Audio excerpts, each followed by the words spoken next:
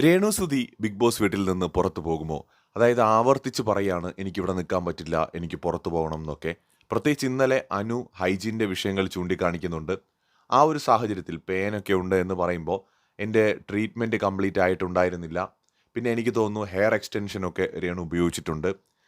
ഇതിനകത്ത് രേണുവിന് വിഷമമൊക്കെ തോന്നും. ഇങ്ങനെയുള്ള ചില കാര്യങ്ങൾ പറയുമ്പോൾ തീർച്ചയായിട്ടും വിഷമം തോന്നുമല്ലോ എല്ലാവരും കേൾക്കെ പറയുമ്പോൾ. ഇപ്പോൾ രേണു നമ്മളെയൊക്കെ പോലത്തെ ഒരു മനുഷ്യ സ്ത്രീ തന്നെയാണ്. രേണു പക്ഷേ അതിനെ ഒരു ഗെയിമായിട്ട് അവിടെ യൂസ് ചെയ്യുന്നുണ്ട്.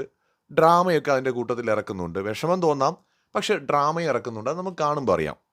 പക്ഷേ അതിനകത്തൊരു പ്രോബ്ലം എന്താണെന്ന് വെച്ച് കഴിഞ്ഞാൽ, രേണു സുധിക്ക് അറിയാം ബിഗ് ബോസ് എന്ന് പറയുന്ന പ്ലാറ്റ്ഫോം എത്രത്തോളം വലുതാണെന്ന്. രേണു ഒരിക്കൽ പറയുന്നുണ്ട് ഇവിടെ എത്താതിരിക്കാൻ വേണ്ടി ആരൊക്കെയോ ശ്രമിച്ചു എന്ന്. അപ്പോൾ അതുകൊണ്ട് ഇവിടെ എത്തിയപ്പോൾ തന്നെ ഞാൻ ജയിച്ചു എന്ന് രേണു പറയുന്നുണ്ട്. അപ്പോൾ ഈ പ്ലാറ്റ്ഫോം ഇത്രയും വലിയൊരു പ്ലാറ്റ്ഫോമാണ്. ആ പ്ലാറ്റ്ഫോമിലേക്ക് വരുന്നതിന് മുമ്പ് അല്ലെങ്കിൽ അതിനുവേണ്ടി തയ്യാറെടുക്കുകയാണെങ്കിൽ തീർച്ചയായിട്ടും എന്തെങ്കിലുമൊക്കെ ട്രീറ്റ്മെൻറ്റ് ചെയ്യാനുണ്ടെങ്കിൽ ചെയ്യാം. ഹെയർ എക്സ്റ്റൻഷൻ ഒഴിവാക്കണമെങ്കിൽ ഒഴിവാക്കാം. അല്ലെങ്കിൽ ബെറ്റർ വെക്കണമെങ്കിൽ വെക്കാം.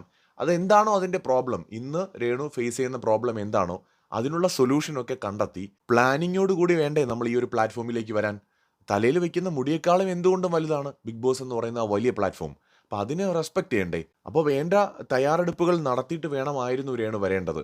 അങ്ങനെ അല്ലാതെ രേണു വന്നിട്ടുണ്ടെങ്കിൽ രേണുവിൻ്റെ മാത്രം മിസ്റ്റേക്കാണ്, രേണുവിൻ്റെ മാത്രം തെറ്റാണ്. അതിന് അവിടെ നിന്ന് പുറത്തു പോകണമെന്നാണെങ്കിൽ പോകുന്നത് തന്നെയാവും നല്ലത്. കൂടുതൽ അപ്ഡേറ്റ്സുമായി വീണ്ടും വരാം.